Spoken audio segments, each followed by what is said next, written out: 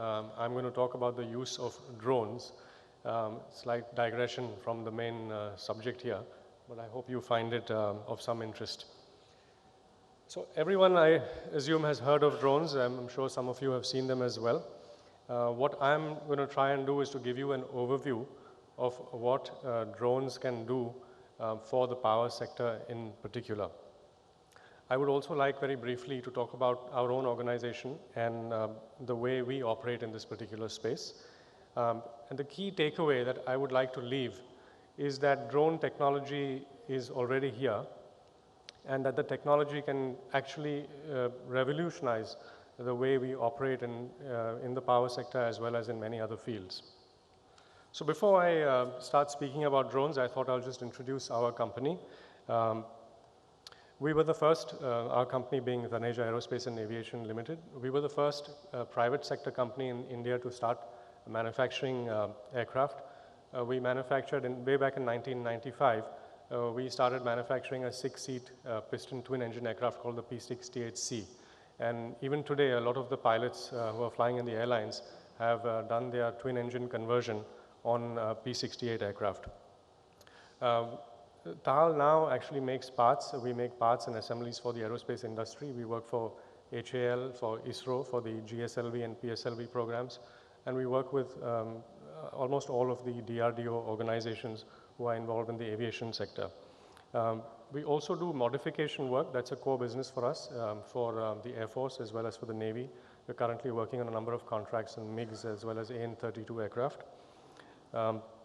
Our sister company, TAL Tech, has 300 design engineers, and we provide back-end design engineering services.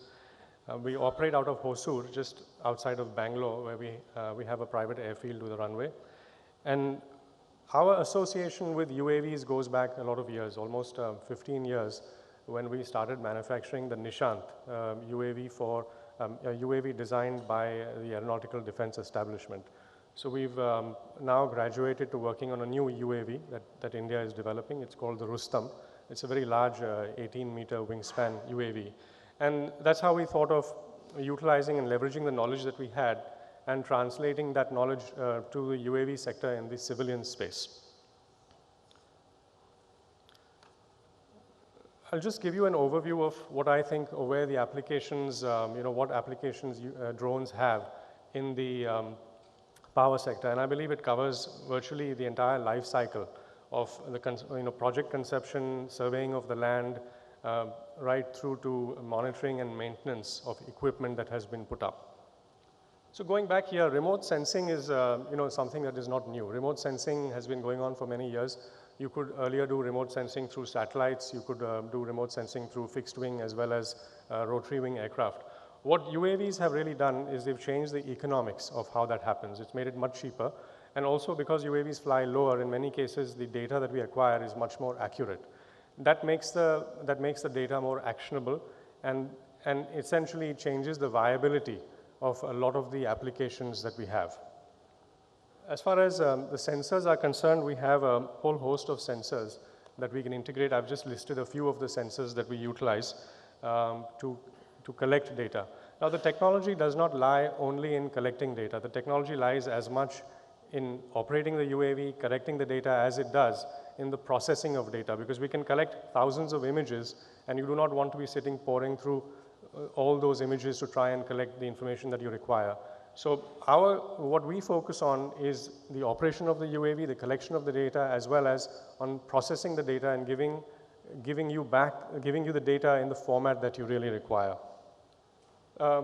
In the pre-construction phase, the typical technologies that are used, or typical sensors that are used, is a combination of photogrammetry, which is basically just high-resolution images taken from a regular high-resolution camera, as well as a new technology called LiDAR.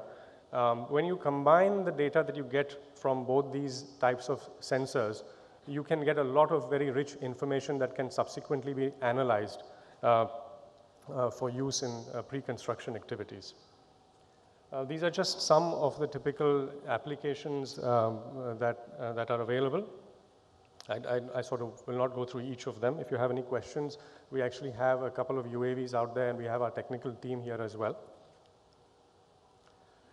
In construction management, again, once you collect the data And if you process the data through specific algorithms, you can extract a lot of very useful information that tells you the status of the project remotely. I think this is something that all of you here are probably familiar with. And in power line monitoring applications, there are very specific technologies that are available for thermographic fault detection, for automatic classification of vegetation problems using LiDAR, visual line inspection. This is just a standard inspection that you would otherwise do through a helicopter or manually. Insulator fault detection, and encroachment monitoring with, again, through the use of regular cameras. Again, there are some other applications that UAVs offer. This is transmission. You can actually check for problems in the structure itself. As an example, you can detect corrosion as well as cracking remotely. If you use a thermal imaging camera, the crack or corrosion changes the thermal characteristics of the metal. And when you analyze that image through a thermal camera, you can actually detect cracks. And again, if you're using an algorithm to process the data, it'll extract the data and tell you specifically where the crack was. You don't have to pour through all the photographs to find where the problem was. In solar panels, there's a lot of applications in solar panels where you can fly a UAV over the solar panels and detect hotspots. You can detect other problems with the solar panels, and you can then reference that particular point. So you know actually exactly which solar panel where had the specific problem, and that data can be cross-referenced and analyzed once you get back. Similarly, there are a lot of applications in the windmill space where we can, you can look at the windmill. First of all, you can visually through the UAV get various perspectives of the blade and the structure, which you ordinarily would not be able to do by climbing the tower itself. Again, there's a lot of pipeline monitoring that can be done through UAVs. We can detect gas leaks. Now what happens is that the UAV flies with a particular gas sensor, and when it detects gas, it can pinpoint that particular location. There are damage assessment that can be done after a particular calamity. The key is here that you can be up and about very quickly after a disaster and do a very quick disaster evaluation.